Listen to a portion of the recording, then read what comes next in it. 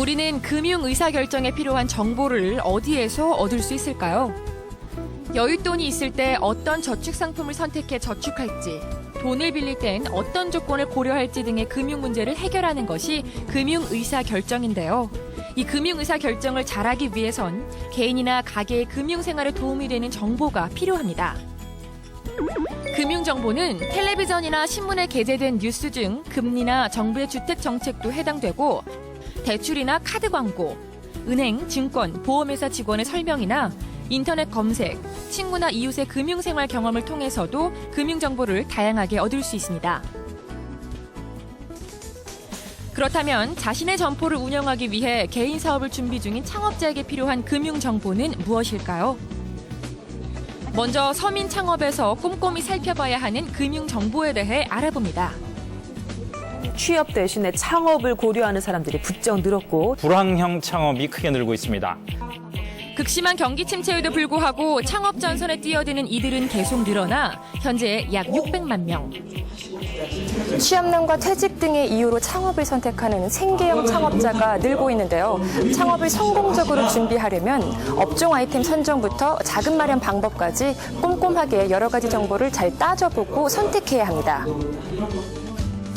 문산역 떡볶이 아저씨로 통하는 이정현 씨는 하루 12시간 일하지만 안정적인 벌이로 창업에 만족하고 있습니다. 창업하는 부분에 있어서 금전적으로 좀 어려운 부분이 있었는데 다행히도 정부에서 저리로 이렇게 대출해주는 상품이 있어서 쉽게 창업을 할 수가 있었죠. 예, 안녕하세요. 예, 시험 잘 봐요. 자금을 마련한 뒤 합리적인 입지와 상권 선택, 자신의 능력과 노력으로 고정비를 낮춘 결과 창업에 성공하게 된 것인데요. 창업을 준비하는 예비 창업자들이 관련 정보를 얻을 수 있는 방법이 있는데요. 보통 창업 가이드를 제시한 책을 보거나 신문에 광고된 프랜차이즈 창업 정보를 모으고 창업 컨설턴트를 만나 직접 상담을 하거나 각 시도에서 운영하는 창업지원센터 홈페이지를 통해 다양한 정보를 얻을 수 있습니다. 창업자에게 매우 중요한 일은 무엇보다 필요한 자금을 확보하는 일인데요. 금감원과 은행에서 맞춤형 서민금융 상담을 펼쳐 서민들의 고충을 해결하고 있습니다. 농협은행이라든지 아니면 저희 금융감독원 그리고 신용회복위원회 등 개별 기관을 일일이 전화하거나 방문하는 그런 어려움 없이 서민 대출, 전환 대출 그리고 채무 조정 등에 대한 상담이 이루어지고 있습니다.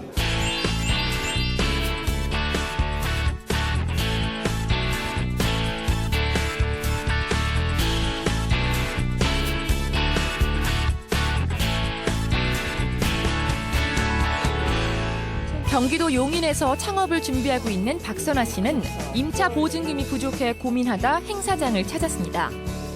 제조 유통업을 창업을 준비 중인데요. 창업 자금 때문에 상담을 드리러 왔는데 와보니 좋은 정보를 얻을 수 있고 저렴한 금리를 안내받을 수 있어서 좋았습니다. 그러나 창업 시장의 생존 경쟁은 치열해지고 소비 심리도 얼어붙어 폐업 위기에 몰리기도 하는데요. 일단 좀 정보에 약하다는 점이에요. 그러니까 실패하신 분들 보면 준비 기간이 상당히 짧으세요. 그래서 그 실패하신 분들 저희가 역추적을 해봤더니 준비 기간이 채 6개월도 안 된다라는 점이에요. 그래서 다양한 정보를 통해서 철저하게 준비를 한 후에 창업에 임하는 것이 가장 중요하다고 보겠습니다. 그리고 자활 의지가 있으나 소득과 신용도가 낮아 제도권 금융을 이용할 수 없는 금융소외 계층에게 창업 운영 자금을 지원하는 미소금융 제도도 마련되어 있는데요. 소상공인진흥원과 연계해 사업에 필요한 다양한 컨설팅 서비스도 제공받을 수 있습니다. 그리고 사실을 바탕으로 한 객관적인 정보도 있지만 소비자를 현혹하는 광고 수단으로 제공되는 정보도 있기 때문에 개인에게 필요한 금융정보는 금융감독원, 한국은행, 경제정보센터 등 공신력 있는 기관에서 얻는 것이 좋습니다. 창업을 준비하고 있다면 경쟁업종의 현황과 대출 정보 등 창업 관련 정보를 정확하게 알아보는 것이 중요한데요. 특히 부족한 자금을 마련하기 위한 방법과 서민금융을 지원하는 제도를 꼼꼼히 살펴보셔야겠습니다. 현명한 금융생활을 위해서는 금융거래 과정에서 확인하고 점검할 사항들이 있습니다. 대부분의 일상적 거래는 당사자 간의 묵시적인 합의를 통해 이루어지기 때문에 별도의 계약서를 작성하지 않죠. 그러나 대가를 받기로 하고 일을 하거나 돈을 빌려줬는데 받은 사람이 약속을 지키지 않으면 어떻게 될까요? 또는 그렇게 약속한 적이 없다고 우기면 어떻게 해야 할까요?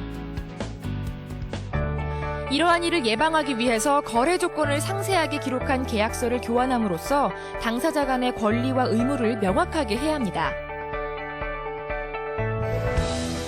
금융상품 거래 계약도 당사자 간의 동의를 전제로 이루어지게 됩니다.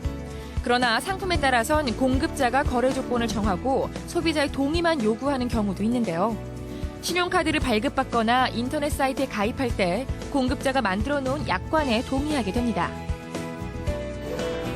그러나 이러한 약관은 대부분 공급자 위주의 전문적인 용어로 작성돼 있어 일반 소비자로서는 이해하기가 쉽지 않은데요. 따라서 소비자들은 가능한 사전에 많은 정보를 수집, 약관도 꼼꼼히 살펴서 억울한 피해를 입지 않도록 합니다.